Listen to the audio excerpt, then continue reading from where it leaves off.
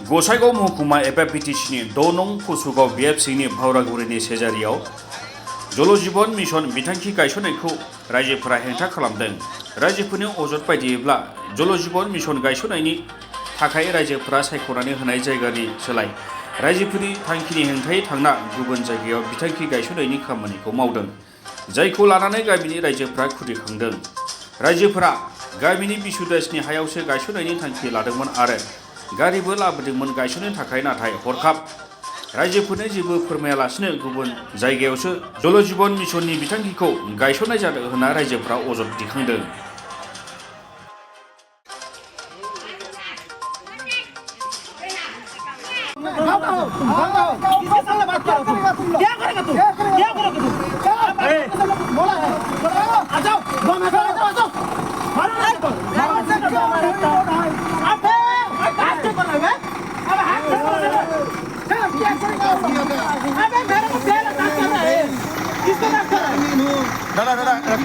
प्रथमे সাংবাদিক বন্ধুসকলক ধন্যবাদ জ্ঞাপন কৰিছোঁ। আজি চাওক আমাৰ এই কোকৰাঝাৰ জিলা গোসাইগাঁও সাব ডিভিজনৰ সেজাৰি গাঁৱত গাৰ্ডেনপুৰ VCDC জল জীৱন মিছন মানে আঁচনি লৈ প্ৰায় 6 মাহমান আগত এই পাব্লিক হেল্থ ডিপাৰ্টমেণ্টৰ পৰা মানে গাঁৱত আহি ৰাইজৰ ওচৰত মানে অৱগত কৰোৱাই গাঁওবুঢ়াৰ নেতৃত্বত এটা ৰাজহুৱা মিটিং পাতি মানে প্ৰজেক্টটো ক'ত বহুৱাব লাগে বুলি ৰাইজে সিলেকশ্যন কৰি মানে দিয়ে। তাৰপিছত সেইখন ঠাইত এই বিশুচন্দ্ৰ দাসৰ মানে মাটিত ৰাইজে সিলেকশ্যন কৰি দিয়াত তাৰপিছত সেইখন ঠাইত সয়েল টেষ্ট হয়। সয়েল টেষ্ট হোৱাৰ পিছত কেইমাহমান পিছত ইয়াত মানে এই কাম আৰম্ভ হোৱাৰ কাৰণে এই প্ৰজেক্টৰ গাড়ীখিনি সোমোৱায়, কিন্তু এই যিখন ঠাইত ৰাইজে মানে এই প্ৰজেক্টটো বহুৱাৰ কাৰণে মাটি সিলেকশ্যন কৰি দিছিল, সয়েল টেষ্ট কৰিছিল, সেইখন ঠাইত নবহুৱাই বেলেগ এটা মানে ঠাইত বহুৱাৰ কাৰণে এই VCDCৰ চেয়াৰমেনজনে বাহিৰৰ পৰা মানুহ আনি আমাৰ গাঁৱত অপদস্থ কৰি এই প্ৰজেক্টৰ বেলেগ ফালে গুচি লৈ কাম আৰম্ভ কৰিছে। এইটো ৰাইজ বিৰোধী হৈছে। ইতিমধ্যে এইখন বিষয়ে আমি অসম পুলিচ প্ৰশাসনৰ এই DGP ছাৰক আমি যোৱাকালি অৱগত কৰাইছোঁ, তাৰ লগতে DC ছাৰক আমি এই অৱগত কৰাইছোঁ, SP ছাৰক অৱগত কৰাইছোঁ, লগতে আমাৰ বিধায়ক ৰবিৰাম নাৰ্জাৰীকো আমি অৱগত কৰাইছোঁ, SDPO SDC SDPO OC-লৈকে আমি যোৱাকালি ৰাইজৰ পৰা আমি অৱগত কৰাইছোঁ। সেইকাৰণে মানে স্পষ্টই মানে এটা কথা আমি মানে ক'বলৈ ওলাইছোঁ, আজি VCDC চেয়াৰমেনজন হ'ল বেলেগ কমিউনিটিৰ মানুহ আৰু আমাৰ সেজাৰি গাঁওখন হ'ল এই বেংগলী মেজৰিটি এৰিয়া। এই আমাৰ বেংগলী এৰিয়াত বেলেগ কমিউনিটিৰ মানুহ আহি আমাৰ গাঁৱৰ কিছুমান স্কুল ষ্টুডেণ্টক মানে অপদস্থ কৰি যিখন ঠাইত মানে কাম কৰাৰ কাৰণে গাড়ীখন লৈ আহিছিল, তাৰ পৰা এই গাড়ীখিনিক মানে ধমকি ধমকি কৰি মানে বেলেগ ঠাইত যে লৈ যায়, ইয়াৰ আমাৰ সুব্যৱস্থা লাগে। আমি ইতিমধ্যে মানে পুলিচ প্ৰশাসনৰ ডিপাৰ্টমেণ্টৰ সকলোখিনিকে আমি জনাইছোঁ। এইটোত যদি আমি মানে জাষ্টিছ নাপাওঁ তেনেহ'লে আমি গুৱাহাটী হাইকোৰ্টত যাবলৈ আমি মানে বাধ্য হ'ম। এয়া ৰাইজ বিৰোধী হৈ আছে, কাৰণ ৰাইজৰ বিৰুদ্ধে যদি কোনো মানে এই পলিটিকেল মানে এই VCDC চেয়াৰমেনজনে যদি আমাৰ ৰাইজৰ বিৰুদ্ধে মানে কাম কৰিব বিচাৰিছে, ই আমি কেতিয়াও মানি নলওঁ। এইটো আমাৰ বেংগলী এৰিয়া, বেংগলী ৰাইজ আছে, ৰাইজে য'ত সিদ্ধান্ত কৰিছে তাতে হ'ব লাগে। ইয়াত বেলেগ গাঁৱৰ মানুহ গুণ্ডাগাৰ্দি কৰি গাঁৱৰ মানুহক মানে অপদস্থ কৰি যি কাম কৰি আছে, ইয়া বৰ অন্যায় হৈ আছে। ইয়া আমি কেতিয়াও আমি ৰাইজে ইয়া মানি নলওঁ, ইয়া স্পষ্ট কথা।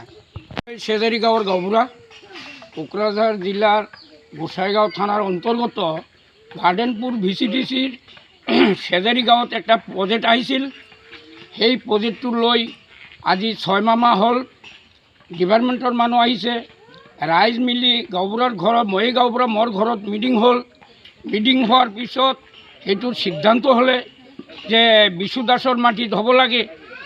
এতিয়া বিশু দাসৰ মাটিত সেই কামখিনি হোৱা নাই, বৰ দুখৰ কথা।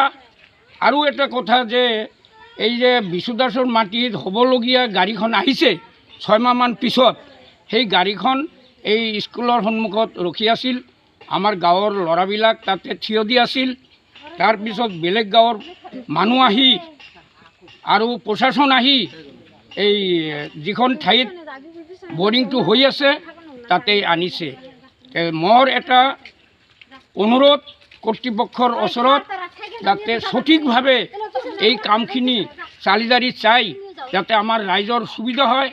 ভাৰত চৰকাৰে যে এইটো আঁচনি দিছে আমাৰ ৰাইজৰ কাৰণে দিছে, ৰাইজৰ সুবিধাৰ অৰ্থে দিছে, কিন্তু এতিয়া আমি ৰাইজক লৈ ইমান এটা বেমেজালিত পৰি আছোঁ, এইটো দুখৰ কথা।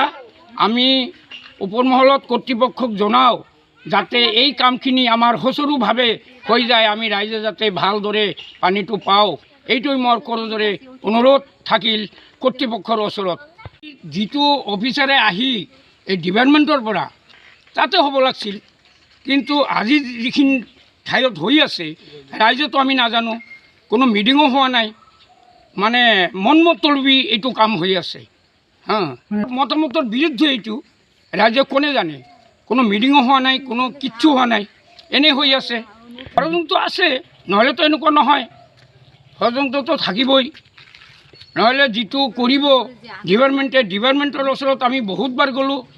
আৰু যিদিন এই যে বেলেগ গাঁৱৰ পৰা আহি যে গাড়ীখন ইফালে টানি আনিছে আৰু প্ৰশাসনে আহিছে, আমাক প্ৰশাসনে কৈছে যে আপোনালোকে অফিচত যাব, অফিচত যাই অফিচৰ পৰা যিটো আপোনালোকে ভাল বাতৰি পাব সেইটো কৰিব।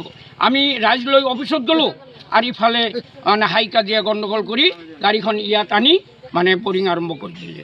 আমি মানে অনুৰোধ কৰিছোঁ ইয়াৰ এটা মানে সংসূত্ৰ মানে বাহিৰ কৰি ৰাইজৰ বিচৰা ঠাইতখিনি মানে হ'ব লাগে, প্ৰজেক্টটো মানে বহুৱাব লাগে। ইয়াই আমাৰ মানে আপোনালোকৰ জৰিয়তে কৰজোৰে অনুৰোধ কৰিছোঁ। কি ধৰণৰ অপযুক্ত কৰিছে মানে এই যিখন ঠাইত মানে কাম হোৱাৰ কাৰণে মানে গাড়ীখিনি ৰখি আছিল, মানে তাৰ পৰা মানে জোৰ জবস্তি কৰি এই গাড়ী লৈ আহিছিল।